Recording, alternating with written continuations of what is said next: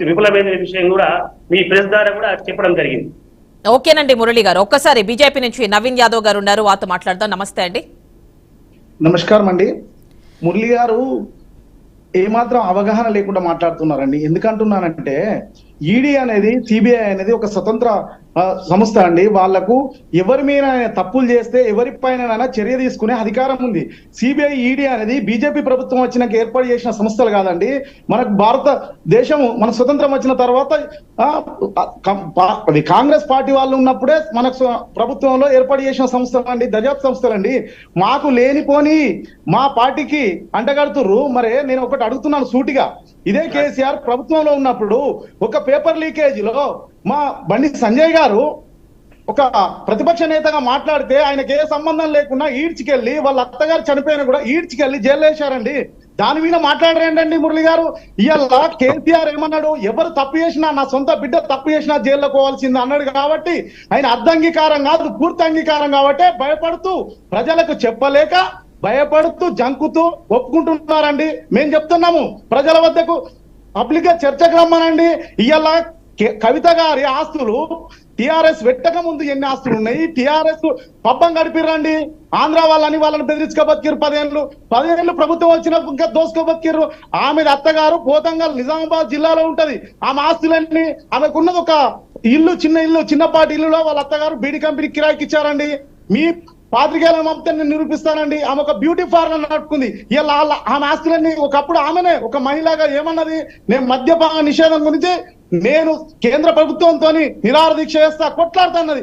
సిగ్గు లేకుండా ఒక మహిళను అనకూడదు, సిగ్గు లేకుండా ఒక మద్యపాన నిషేధంలో కుంభకోణంలో ఇరికి ఇంకా తప్పు చేస్తున్నానని ఆమె ఒప్పుకొని చల్లగా ఉండకుండా వీళ్ళు ఇంకా టిఆర్ఎస్ వాళ్ళు మా ఒక దొరసాని చేస్తే తప్పు కదా అండి. ఎంతో మంది మహిళలు బాధపడుతున్నారు. ఇలా ఆమె ఒక తెలంగాణ బిడ్డగా ఒక మద్యపానంలో కుంభకోణంలో ఇరికిందంటే మన తెలంగాణ పారిపోతుందండి. యాదవ్ గారు ఏదే అవగాహన లేదని మాట్లాడుతున్నారు, మీకు ఫస్ట్ అవగాహన ఏమంటున్నా? ఆగండి ఆగండి ఆగండి మురళి గారు, క్రాస్ టాక్ వద్దండి. క్రాస్ టాక్ వద్దు. మురళి గారు, మురళి గారు ఒక్క నిమిషం. క్రాస్ టాక్ వద్దు. Cross talk. మురళి గారు మీ టైంలో మీరు మాట్లాడారు. ఒక్కసారి నవీన్ యాదవ్ గారికి కూడా అవకాశం ఇవ్వాలి. ఇప్పటి వరకు ఈడీ కానీ ఈడీ విచారణ అది జరుపుతాయి, సిబిఐ విచారణ ఒకే దాని మీద 2 సంస్థలు విచారణ జరుపుతున్నాయి. మరి ఈడీ ఒకసారి కష్టాలు తీసుకున్నారు. విచారణ జరుగుతున్నప్పుడు ఇంకో సిబిఐ అంత జోక్యం చేసుకునే అవసరం ఉంది. అంటే బదనాం చేయడానికి, ఆమెను బయట రాకుండా ఉండడానికి ఎన్నికల వరకు ఇది ఒక కుట్ర పూడుతుంది తప్ప ఇవాళ ఈడీ, సిబిఐ, కేంద్ర దర్యాప్తు సంస్థలు నేరుగా అంటున్నది యావత్ దేశంలో, భారతదేశంలో మేధావులు, ప్రజలు, మధ్యతరగతి అనేక మంది కూడా సిబిఐ యొక్క చర్యలు, కేంద్ర నరేంద్ర మోడీ యొక్క కనుసన్నలు నడుస్తున్నాయి. ఓకేనండి మురళి గారు మీ టైంలో మీరు మాట్లాడారు. ఒక్కసారి నవీన్ యాదవ్ గారికి అవకాశం ఇవ్వాలి, వారు కూడా మాట్లాడాలి. మురళి గారు మురళి గారు మళ్ళీ మీరు మాట్లాడొచ్చు, మీ టైంలో మీరు మాట్లాడారు. ఇప్పటికి ఈడీ గాని సిబిఐ గాని ఇలా ప్రూవ్ చేయలేకపోయి ఒకవేళ దమ్ము ధైర్యం ఉంటే సిబి గాని ఈడీ గాని సిబిఐ గాని. ఓకే మురళి గారు, మీ డౌట్స్ అన్ని ఇక్కడ క్లియర్ చేస్తారు నవీన్ యాదవ్ గారు.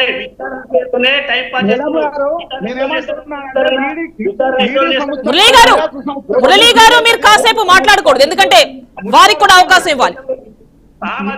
మేడం గారు నేనేమంటున్నానంటే, ఒక నిమిషం మురళి గారు ఆగండి.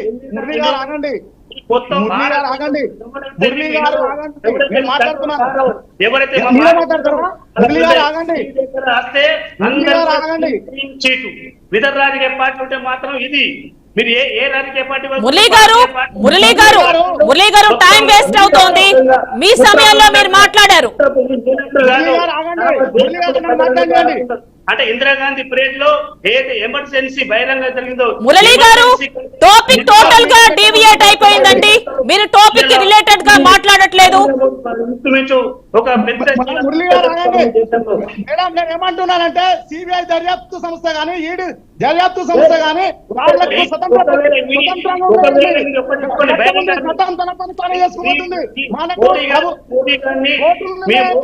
మురళి గారు మీరు కాసేపు ఆగాలి మురళి గారు. మీ సమయంలో మీరు మాట్లాడారు, పక్క వారికి కూడా అవకాశం ఇవ్వాలి. సిబిఐని ఒకవేళ మేడం గారు, ఒక్క నిమిషం ఆగండి, ఒక్క నిమిషం ఆగండి. ఇప్పటికి పార్లమెంట్ మేడం గారు, నేను ఏమంటున్నానంటే, మురళి గారు మీరు ఒక్క నిమిషం ఆగాలి ప్లీజ్, ఒక్క నిమిషం ఆగాలి మీరు. మేడం గారు నేను ఏమంటున్నానంటే ఈడీ దర్యాప్తు సంస్థ గానీ సిబిఐ దర్యాప్తు సంస్థ గానీ వాళ్ళు స్వతంత్రంగా ఎవరినైనా అరెస్ట్ చేయొచ్చు. తప్పులు చేసే వాళ్ళు తప్పులు చేయనప్పుడు భయపడాల్సిన అవసరం లేదు. కవిత గారు ఏమన్నారంటే కడిగిన ముత్యమని కొడుతున్నారు. కడిగిన ముత్యమైనప్పుడు ఎందుకు భయపడుతుంది? మనకు సుప్రీం కోర్టు ఉందండి, హైకోర్టు ఉన్నాయి, మనకు చట్టం ఉంది. చట్టం నవీన్ యాదవ్ గారు, నవీన్ యాదవ్ గారు ఒక్క నిమిషం మీరు ఆగాలి. నవీన్ యాదవ్ గారు ఒక్క నిమిషం ఉండండి.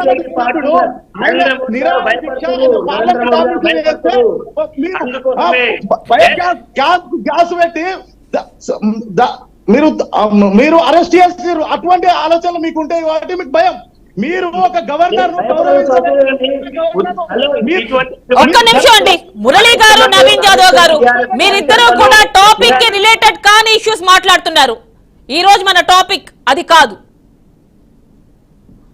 రాజధానికి వస్తే కనీసం రిసీవింగ్ వేసుకునే దౌర్భాగ్యమైన కేసీఆర్ ఎప్పుడు తాగుతాడో, ఎప్పుడు పడుకుంటాడో, ఎప్పుడు ఫామ్ హౌస్ లో ఉంటాడో. నవీన్ యాదవ్ గారు ఈ రోజు మన టాపిక్ అది కాదు, కేసీఆర్ కాదు, కవిత ఇష్యూ దానికి రిలేటెడ్ గా మాట్లాడండి. కేసీఆర్ తో మీరు ఎప్పుడైనా కూర్చుని తాగిరా కేసీఆర్? చిన్న పిల్లవాడిని అడిగినా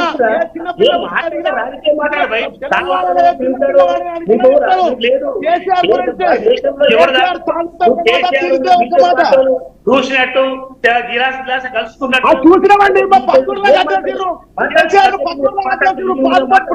ఓకేనండి, ఓకే. ఒక్కసారి మనం కాంగ్రెస్ మిట్టా నర్సయ్య గౌడ్ గారు ఉన్నారు, వారితో మాట్లాడదాం. ఒక్క నిమిషం అండి. నమస్తే అండి నర్సయ్య గౌడ్ గారు. మీరు చూస్తున్నారు, లాస్ట్ మంత్ 15th అరెస్ట్ చేసింది ఈడీ. కవిత నివాసం నుంచి, హైదరాబాద్ నుంచి అరెస్ట్ చేసింది. మరి ఇప్పటి వరకు చూసుకుంటే 23వ తారీఖు వరకు మళ్ళీ ఆవిడకి రిమాండ్ అంటే ఈడీకి రిమాండ్ కి పర్మిషన్ ఉంది, రౌజ్ అవెన్యూ కోర్టు ఇచ్చింది. సో ఇది కాకుండా 3 రోజుల పాటు అంటే సిబిఐకి కూడా పర్మిషన్ ఇచ్చింది రిమాండ్ కి సంబంధించి.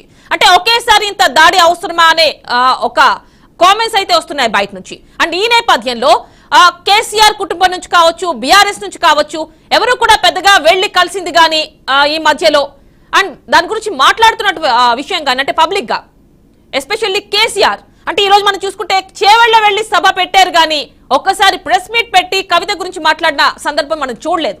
సో ఒక్కసారి చెప్పండి మీ అభిప్రాయం ఏంటి? ముందుగా మీకు ప్యానెల్లో ఉన్న పెద్దలకు వ్యూవర్స్ కు నమస్కారం. ఇప్పుడు కవిత గారి గురించి 4 కోట్ల మంది ప్రజలు చెప్పుకోవడం కాదు, కనీసం